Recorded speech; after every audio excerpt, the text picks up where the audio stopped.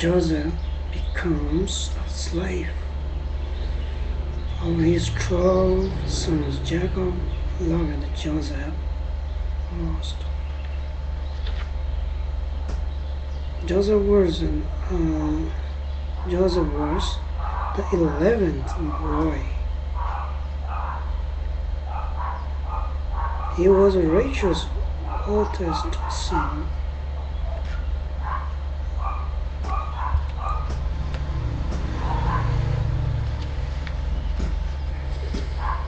Because Jacob loved Joseph most, his brothers were jealous. When Jacob made a wonderful coat of many colors for Joseph,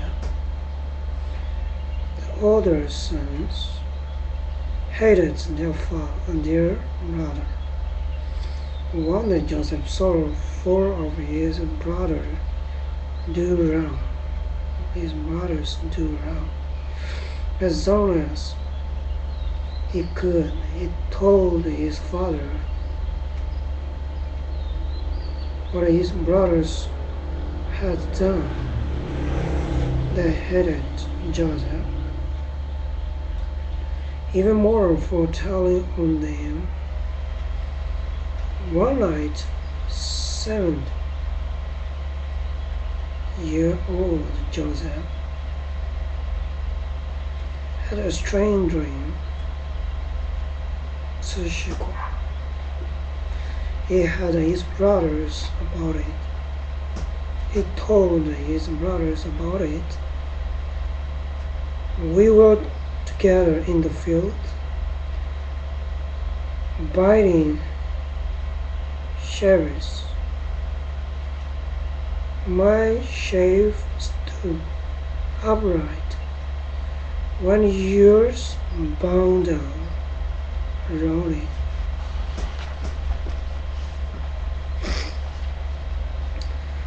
How angry the brothers were. Do you think you will someday rule over us? They asked. So Joseph dreamed again. This dream was stranger than the others. He told his father and brothers, in my dream I saw the sun, the moon, and the 11th star bowing down before me.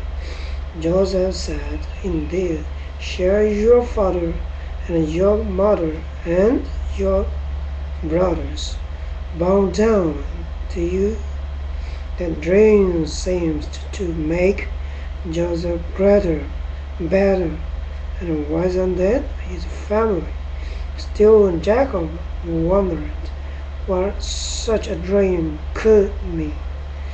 Jacob and his family lived at Hebron, where Abraham had lived long before. Jacob's flocks were so large, the brothers could not find enough pasture nearby.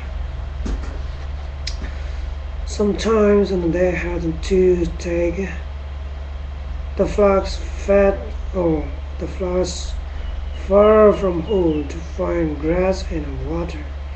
This time Jacob sent his 10 older sons to Shechem with the cattle and sheep. After they had been away for several weeks, Jacob sent his son Joseph to find out how they were getting along.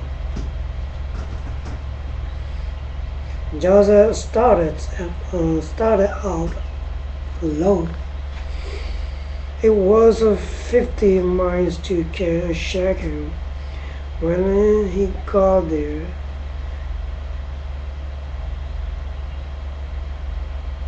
he could not find his brothers and their flocks.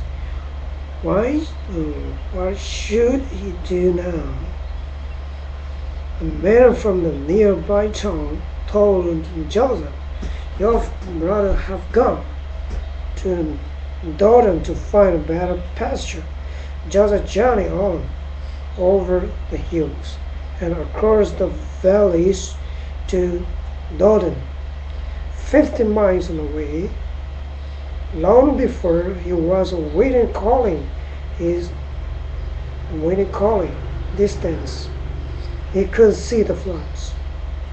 And the brothers saw a young man in a beautiful coat and running across the fields. They said to each other, "Here comes the dreamer. Let us kill him and see what will become of his dreams." Reuben the oldest did not want to harm Joseph because he thought the other could not listen if he told them not to harm Joseph. He said, "Let us not kill him, only throw him down into this pit and leave him alone to die." The others quickly agreed. When Joseph approached, they seized him and took off his beautiful coat and threw him into the pit, paying no attention to Joseph's shouts. They sat down on the ground and ate their lunch. Reuben did not intend to let Joseph die in the pit. He planned to rescue Joseph as soon as the others went away. When Reuben went to care for the flocks, and a company of marchers came by on camels. Some of these travelers were called Ishmaelites because they were descendants of Ishmael. They were on their way to Egypt to sell rich spices and performed gold. Now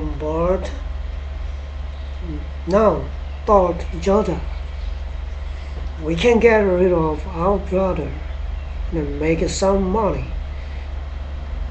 He said, "It would be better to sell Joseph to these marchers than to let him die in the pit. For even though we hate him, he is our brother." The others were quite willing to sell Joseph, so they pulled him out of the pit and sold him to the Ishmaelites for 20 pieces of silver. Yes. Poor Joseph, now he knew that he was being taken far away by rude strangers. All his planning and all his tears did not make any difference to his brothers. They divided the money and bought it. They were rich off Joseph forever. After the Ishmaelites passed on, the brothers returned to their work. At once Reuben hurried back to the pig. Stop it down. He called to Joseph. There was no answer. Again and again he called, but Joseph did not reply. He ran to his brothers. "The child is gone. What shall I do?" As the oldest Reuben felt responsible for his brother. The brothers told Reuben, and they had done. "But what shall we tell our father about Joseph?" They wondered. Finally, they decided to dig Joseph caught in the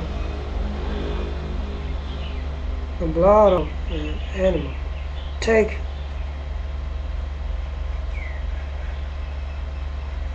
the fathers trained called to their father, and told him what they had found.